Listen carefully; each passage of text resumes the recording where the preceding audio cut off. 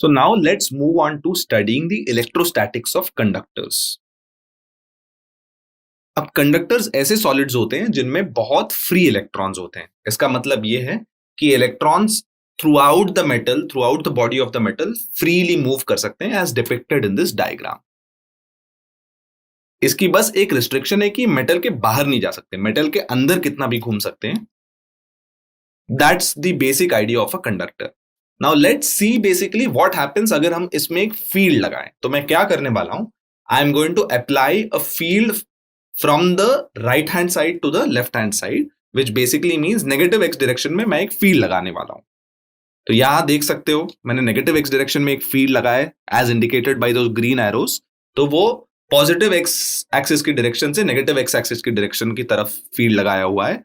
What you can see is happening to the electrons. वो electrons जो पहले randomly move हो रहे थे अब सब एक लाइन में मूव हो रहे हैं. और वो कैसे मूव हो रहे हैं, they are moving opposite to the direction of the field. ये एक्सपेक्टेड है क्योंकि इलेक्ट्रॉन्स नेगेटिवली चार्ज हैं. तो वो अगर वो पॉजिटिवली चार्ज होते तो वो इलेक्ट्रिक फील्ड के डायरेक्शन में जाते. वो नेगेटिवली चार्ज हैं इसीलिए वो इलेक्ट्रिक फील्ड के ऑपोजिट डायरेक्शन में जा रहे हैं. So now that you understand what happens inside a conductor. Free electrons होते हैं जो यूजुअली रैंडमली मूव करते हैं बट फील्ड लगाने पर ऑपोजिट डायरेक्शन में मूव करते हैं. अब हम ये देखते हैं कि कंडक्टर के क्या क्या प्रॉपर्टीज होते हैं when it is subject to some electric field. So the first property is that inside a conductor, the electrostatic field is always zero. Let's see why this happens.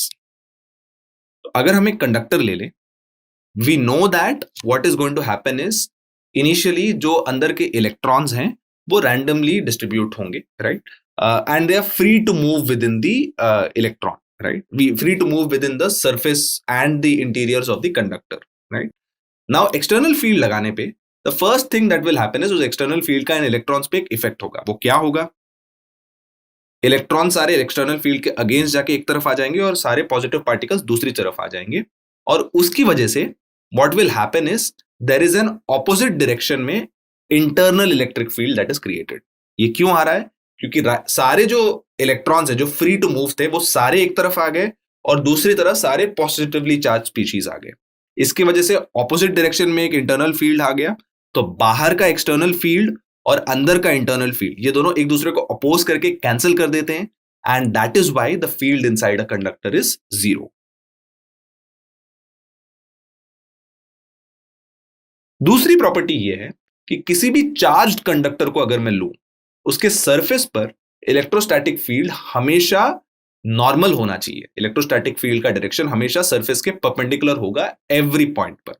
So in short आप कोई भी surface ले, जैसे यहां देख सकते हैं हर पॉइंट पर electric field is normal to the tangent at the surface.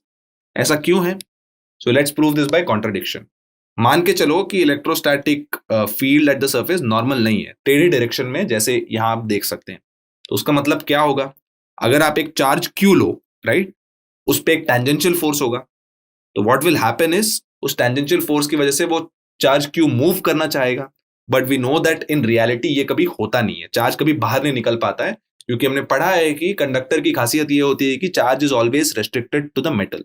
इसका मतलब ये है कि this assumption that electrostatic field can be in a non-normal direction वो गलत है. नॉर्मल ही होना पड़ेगा at the surface of a charged conductor. So let's do a concept test based on what we just studied.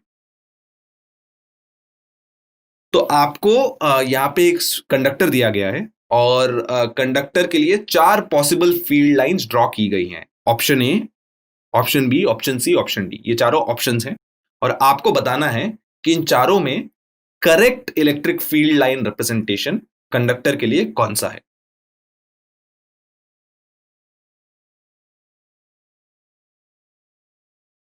So if you look at it, A और B possible नहीं है because what is happening is दोनों A और B में electric field line पास कर रहे हैं through a conductor, जो पॉसिबल नहीं है क्योंकि हमने पहली प्रॉपर्टी पढ़ी थी कि कंडक्टर के अंदर इलेक्ट्रिक फील्ड हमेशा जीरो होता है.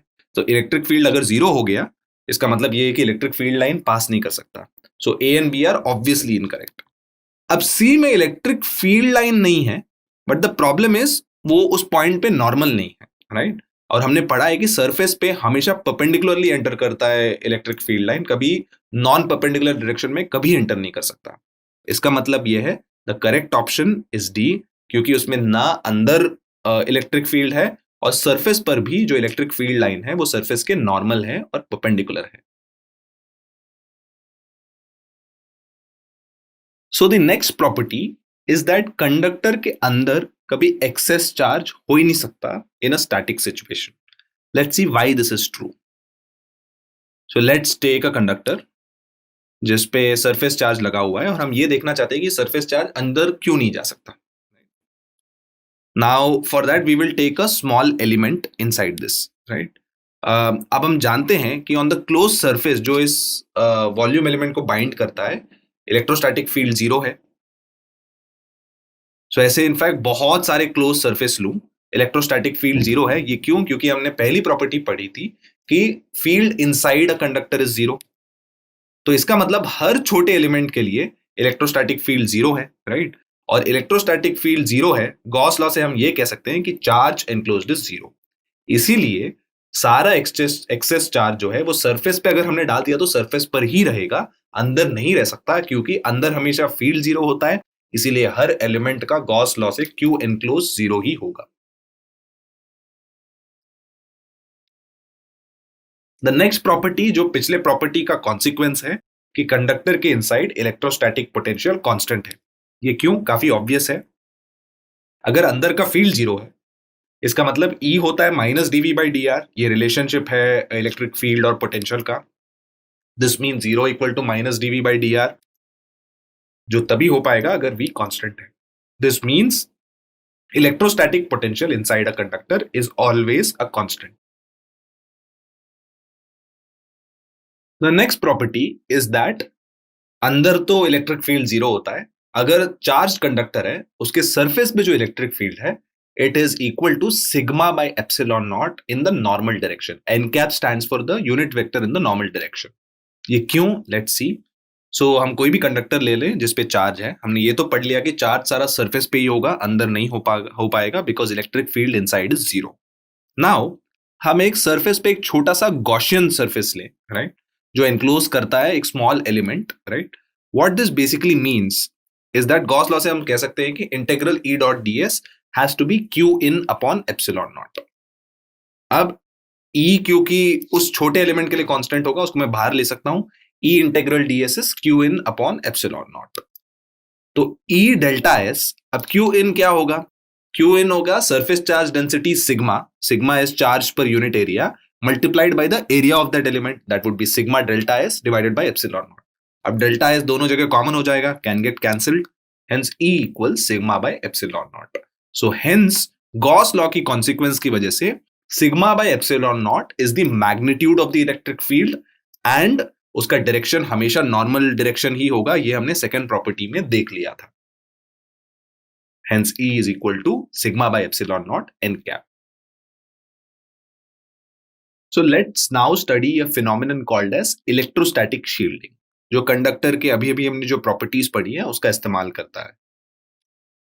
So we know that conducting body की खासियत ये होती है कि उसके अंदर इलेक्ट्रिक फील्ड हमेशा जीरो होता है, उसकी वजह से पोटेंशियल कांस्टेंट होता है।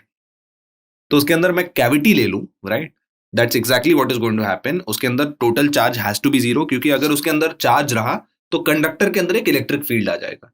तो कैविटी का जो नेट इलेक्ट्रिक चार्ज है it has to be zero अगर वो कैविटी कंडक्टर के अंदर है। तो दिस मीन्स उस कैविटी में उसके अंदर मैं एक चार्ज बॉडी भी रख दूं, what will basically happen is उस कैविटी के सरफेस पे थोड़े नेगेटिव चार्जेस आ जाएंगे और बाहर के सरफेस पे थोड़े पॉजिटिव चार्जेस बढ़ जाएंगे। ये इस तरीके से होगा सो दैट कैविटी का जो नेट चार्ज है plus Q is neutralize by the negative charge in the interior surface of the cavity. तो इसका मतलब क्या है? जो ब्लू नेगेटिव चार्जेस दिख रहे हैं वो उसका टोटल एग्जैक्टली प्लस Q के बराबर होगा, ताकि कैविटी का जो नेट चार्ज है वो जीरो हो, जिससे ये एंश्योर होगा कि कंडक्टिंग बॉडी के अंदर E जीरो हो जाए। So what this basically means is that एक रीजन है जहां पे यूनिफॉर्म इलेक्ट्रिक फील्ड है या इलेक्ट्रिक फील्ड है, उसमें मैं एक कैविटी वाला कंडक्टर रख दूं। What is going to happen is उस कैविटी के अंदर मैं कोई भी चीज रखूं, right, it is going to remain safe in the external electric field, क्योंकि there is going to be no field that is going to affect the internal cavity, because field inside that is always going to be zero. So इसका मतलब मैं क्या कर रहा हूं, इस बाहर के चार्जेस से अंदर की चीज को प्रोटेक्ट कर रहा हूं, which is why this way of using a cavity inside a conductor is called electrostatic shielding. So let's do a few concept tests to test your understanding of this lesson. So there are two parts to this question. पहला part ये है कि ordinary rubber तो insulator होता है, but aircraft के जो rubber tyres हैं उनको कंडक्टिंग बनाया जाता है, ऐसा क्यों, राइट?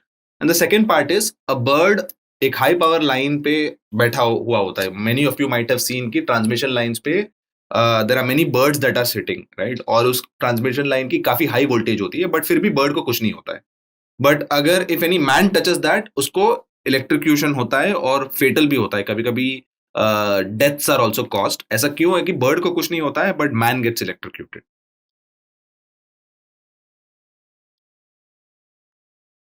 तो the answer to the first thing is, rubber tyres को कंडक्टिंग इसलिए बताया जाता है क्योंकि जब एयरक्राफ्ट लैंड होता है there is friction, and we have studied that friction की वजह से चार्ज क्रिएट होता है, right? There is frictional charge that is produced.